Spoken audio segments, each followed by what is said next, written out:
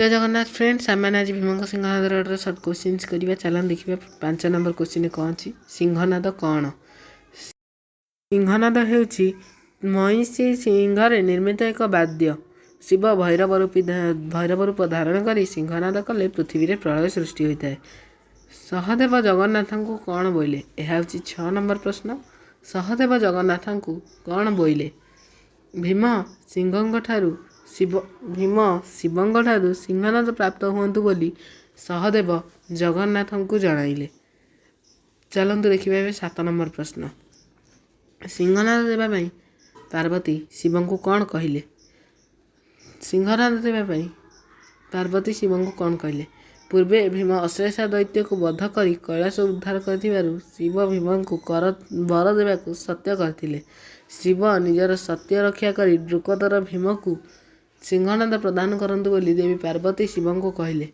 पांडवों हेतु त्रिलोचन किभଳି वर्ती थिले पूर्वे अश्लेषा दैत्य कैलाश पर्वत उपाड़ी नहीं बेले ऋष्यमूढ़ पर्वत अवस्थान करथुवा भीम निजर पराक्रम बल दैत्य को बद्ध कर कैलाश उद्धार करथिले। तेणु एहीपरि पांडवों जोगु त्रिलोचन वर्ती थिले। चलन देखिबा तापर प्रश्न। सिंहनाद किपरि भीम हस्त को आसीथिला सिंहनाद गति कला बेले प्रबल पवन बहिबाकु लागिला समग्र मर्त्य भुवन विकटाल शब्द कंपिबाकु लागिला। यह सूर्य ठार शतगुण तेजरे ज्योति प्रकाश कर आकाश मार्गर आसी व्यास सरोवर में पहुँची क्रमे यह व्यास सरोवर कूल उपस्थित थिबा भीम हस्त को लगिला। व्यास सरोवर माहात्म्य लेख। व्यास सरोवर ठारे व्यासदेव गुप्तरे महाभारत और अष्टादश पुराण आदि रचना कर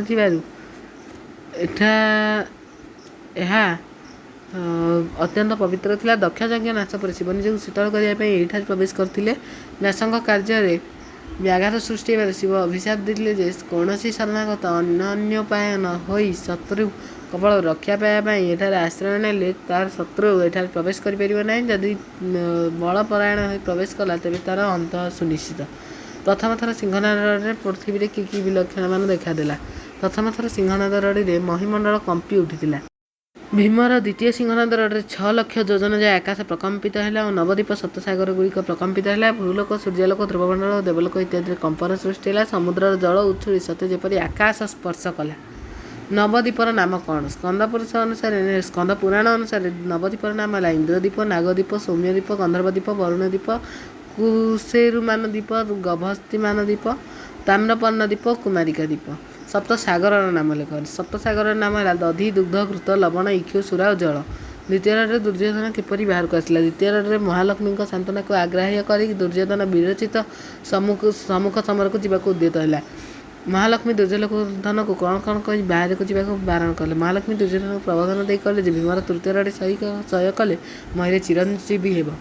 दुर्योधन महालक्ष्मी को किपरि अवज्ञा कला। दुर्योधन दुई भुज धरी महालक्ष्मी बाहर को जावाक बारण कले पामर दुर्योधन ठेलीदेला। माँ कमला को छाड़ी चली जावाई कही भर्सना कला। यहपरि भाव दुर्योधन महालक्ष्मी को अवज्ञा कला। माँ लक्ष्मी कहीं दुर्योधन को छाड़ी पलाइले। महालक्ष्मी अभय क्रोड़ में आश्रय नहीं दुर्योधन महालक्ष्मी बारण